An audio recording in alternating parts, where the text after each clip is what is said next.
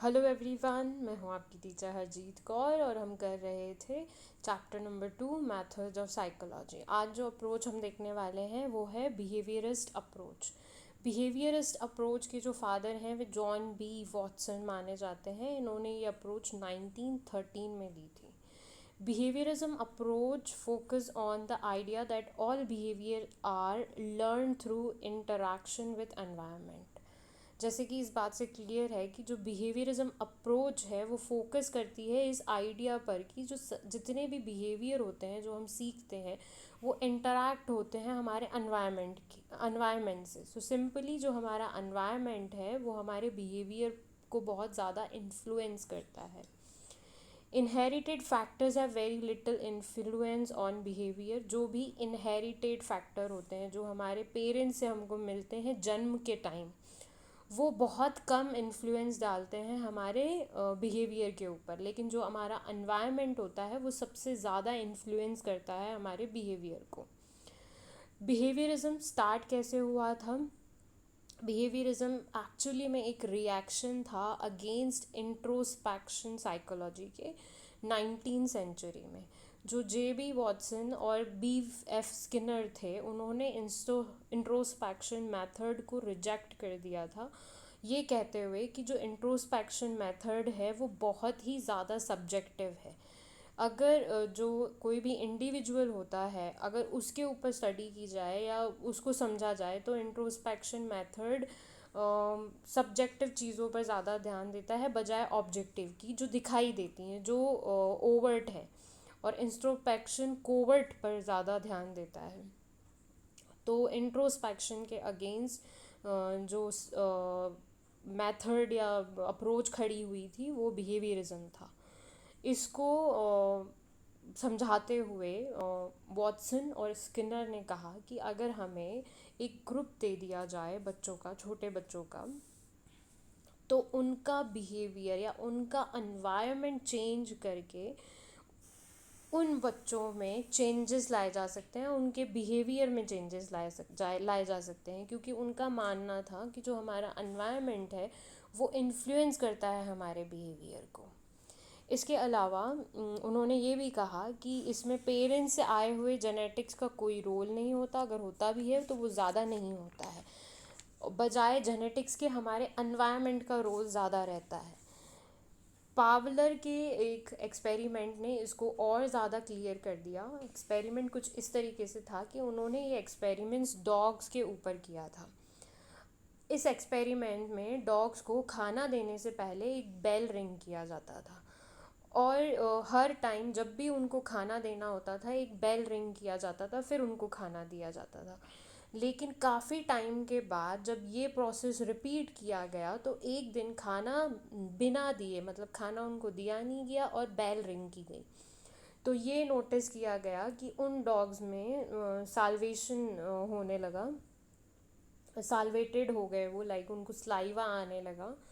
तो इससे ये पता चलता है कि हमारा जो बिहेवियर है वो इन्फ्लुएंस होता है हमारे एनवायरनमेंट में जो चीज़ें होती हैं वो हमारे बिहेवियर को इन्फ्लुएंस करती हैं। हमारे हर एक्शन को ड्राइव करता है एनवायरनमेंट।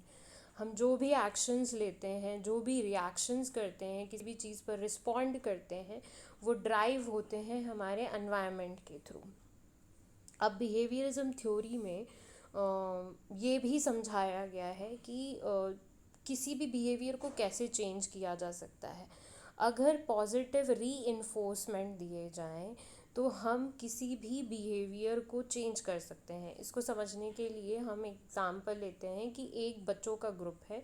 उस बच्चों के ग्रुप में टीचर जो है वो बच्चों को इंकरेज करने के लिए या पढ़ाई करने के लिए उनको पॉजिटिव री देती है through giving them the stars, smileys, उनकी कॉपी में आइसक्रीम बनाती हैं टीचर्स। तो ये एक तरीके के पॉजिटिव री होते हैं जिनको पाने के लिए बच्चा और ज़्यादा मेहनत करने की कोशिश करता है। तो यहाँ पर किसी भी बिहेवियर को चेंज करने के लिए पॉजिटिव री का होना बहुत ही ज़रूरी है और इस पर बिहेवियरिज्म में काफ़ी जोर दिया जाता है। अब एक और अप्रोच है जो सोशल लर्निंग थ्योरी के अंदर आती है और बिहेवियरिज्म आता है।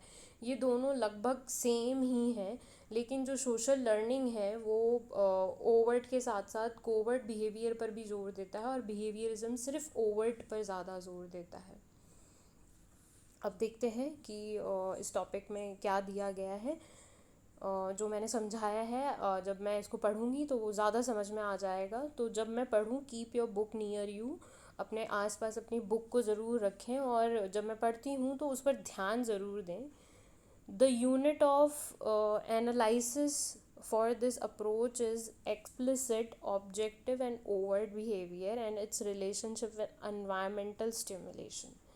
ये मैं आपको समझा चुकी हूँ कि बिहेवियरिज्म अप्रोच के अंदर सबसे ज़्यादा ऑब्जेक्टिव बिहेवियर को समझा जाता है। ऑब्जेक्टिव बिहेवियर को के ऊपर ज़्यादा जोर दिया जाता है, क्योंकि ये हुआ ही इंट्रोस्पेक्शन अप्रोच के अगेंस्ट था, क्योंकि इंट्रोस्पेक्शन अप्रोच जो थी वो सब्जेक्टिव थी।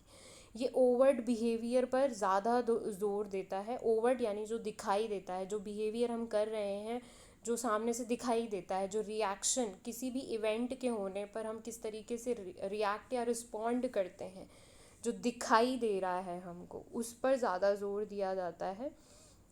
And it's relationship with environment stimulation, जितने भी हम बिहेवियर को एक्सपीरियंस करते हैं उसके लिए हमारा जो एनवायरनमेंट होता है वो हमारे बिहेवियर को बहुत हद तक इन्फ्लुएंस करता है।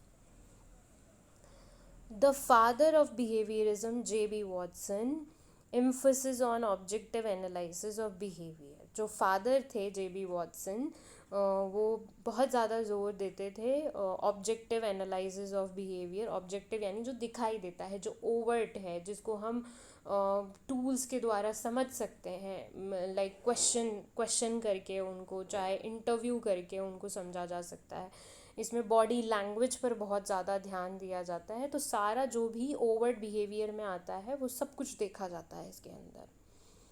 He advocated that behavior is largely governed by the association between stimulation and responses, and the behavior can be shaped in a desired direction by manipulating this association. इस लाइन को बहुत ध्यान से समझना है, क्योंकि सारे बिहेवियरिज्म का सार इसी के अंदर छुपा हुआ है। जो J.B. वॉटसन थे वो बहुत ज़्यादा एडवोकेट करते थे। एडवोकेट यानी फोकस करते थे कि जो हमारा बिहेवियर है वो गवर्न होता है स्टिमुलेशन की, कोई भी जो इवेंट हुआ और उस इवेंट के अंदर हमने किस तरीके से रिस्पॉन्स किया, रिएक्ट किया, सारी चीज़ों को नोटिस किया जाता है वहाँ पे। And the behaviour can be shaped, उनके अनुसार कोई भी बिहेवियर को शेप किया जा सकता है। जैसे मैंने एग्जांपल दिया था कि जो B.F. स्किनर और J.B. वॉटसन थे, उन्होंने कहा था कि हमें एक ग्रुप दे दिया जाए इन्फिनेंस का, बच्चों का, तो वो उनके बिहेवियर को शेप कर सकते हैं बाय चेंजिंग द एनवायरनमेंट। तो इस लाइन में भी वही चीज़ बोली गई है कि बिहेवियर को चेंज किया जा सकता है या किसी भी बिहेवियर को शेप किया जा सकता है, उसमें डिज़ायर रिज़ल्ट पाए जा सकते हैं, डिज़ायर डायरेक्शन में चेंज किया जा सकता है। कैसे?